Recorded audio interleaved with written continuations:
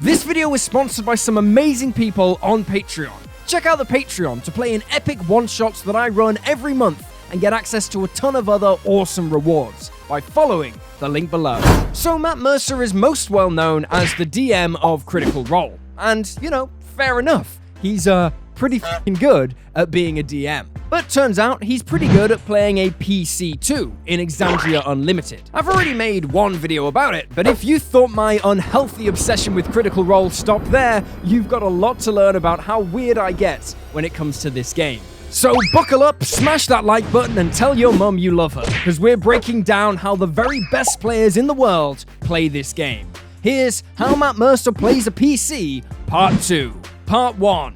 Breaking the Rules. Matt Mercer, break the rules, you say? Well, yeah, turns out he does, and for very good reason. Some rules in D&D are just stupid, and so Matt and the other players have chosen to ignore them. I recognize the council has made a decision, but given that it's a stupid-ass decision, I've elected to ignore it. Let's take an example. In Exandria Unlimited, Matt plays a Divine Soul Sorcerer. We know this because we're told he plays a sorcerer, and he casts the spell Bless at one point, which only the Divine Soul subclass have access to. But wait, only some Divine Soul Sorcerers get access to Bless, those that fall on the lawful side of the alignment chart. However, in episode 1, just a little time after Matt has used the spell Bless, Abria asks him for his alignment, and he says, very clearly, "What's your alignment?" Chaotic neutral. So yeah, Matt Mercer's breaking the rules, because as a chaotic neutral Divine Soul Sorcerer, he should not have access to the spell Bless. I've got you this time! I've seen people raging at each other on the internet for doing this type of thing. Why? I don't know. The internet is a terrifying place. But the point is, if Matt Mercer does this kind of thing, then you shouldn't be afraid of doing it too in your games. If you want to be a druid who wears metal, do it. If you want to play a lizard folk with big old boobies, even though they're reptiles and don't nurse their young, do it.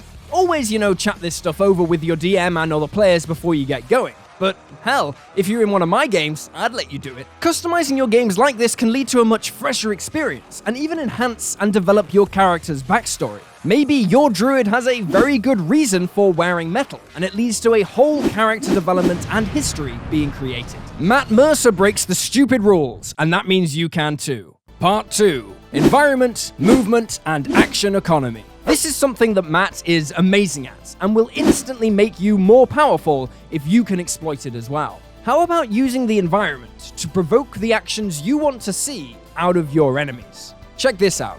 I'm gonna go ahead and use my movement to go ahead and get to the...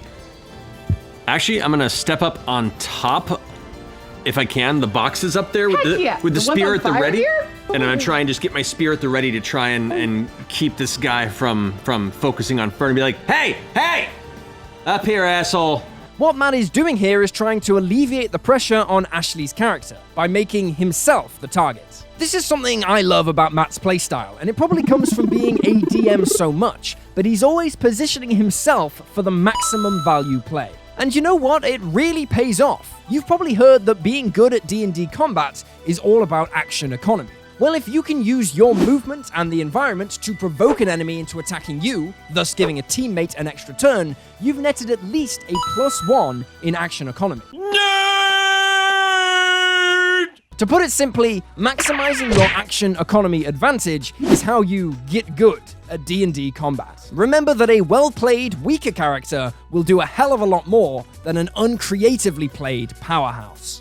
Part 3. Withholding Information. This is something that Matt does, which I had never considered before watching EXU, but now I'm trying to do it more often in the games that I play. Withhold information. Check this out. That's right. Yeah. Yes. I know just the thing. I knew you would. What have you got in mind? I'll show you when we get there. Boy, it'd be so helpful to know in advance. How many Twitch streams and D&D podcasts are there? A lot, right? And they're good, but this is one of the reasons why I think Critical Role is the biggest. Intrigue. Withholding a little information makes the game so much more exciting for the other players, and if people are watching, the viewers too. This is something anyone can do, and first of all, it creates a sense of mystery, awesome, and secondly, it drives the story forward, which is so important in creating a good D&D game. Come with me if you want to live. It's okay, Mom. He's here to help. Usually, if a game slows down or gets boring, it's because the players have lost direction. But if you have an idea or a plan, and you deliver it in bits, you'll keep the other players invested and keep them moving along to get to the next stage. Matt does this a lot in EXU, just quietly demonstrating what a great performer he is and keeping things moving along. It is a subtle element to how Matt plays, but it might be his most impressive. Maybe you picked up a great new spell on Level Up or a kick-ass item. Well, don't be in a hurry to necessarily share it. Drop a few hints, leave some breadcrumbs, craft a little intrigue, and the game will become so much more exciting both for you, the players, and if you're lucky enough to be streaming, everyone who's watching. Part 4. The Comfy Zone. Hello there, welcome to The Comfy Zone, a place of low audio quality and Jazz the dog. So after recording this video on the green screen, I remembered a point that, oh, there she goes. So after recording this video on the green screen, I remembered a point that was too cool not to share with everyone. So I came here to the Comfy Zone to talk to you specifically about the mad genius of Matt's build. So if you didn't know, most of Critical Role's adventures take place in the world of Exandria, a world created entirely by Matt Mercer. He is the god of this realm because not only did he make it, but he controls everything that happens within it as the regular DM. He also knows everything about it. So with that in mind, I wanted to draw attention to the flavour behind Matt's choice to play a Divine Soul Sorcerer. Matt is the god of this world, and he chose his player character Dariax to be a Divine Soul Sorcerer, a being that has a direct connection to a god. You might say that Dariax, like any Divine Sorcerer, is a vessel for a deity, but in this case, that deity is literally the real-life Matt Mercer. Matt Mercer, the actual human being, is on a meta level the source of Dariax's power, and he's just riding along with Dariax exploring his own world. It's just a wonderful idea, and it made me very happy when someone pointed it out to me. There's not much for us to take from this to use in our games, but I just thought it was way too cool not to share it with you.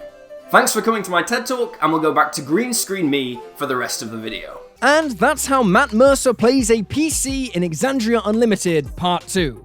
If you like this video, you'd probably like other ones on my channel, so check them out, and remember to like and subscribe. I want to give a special shout out to Natsav6, Eamon, Tyler P, Brian P, Captain 989, Master Zane Lotus, Shotgun 582, Abhorsen Alan, and Patrick C, alongside all the awesome people who support this channel on Patreon. You are amazing. And if you would like to support the channel directly, you can join on Patreon by following the link below.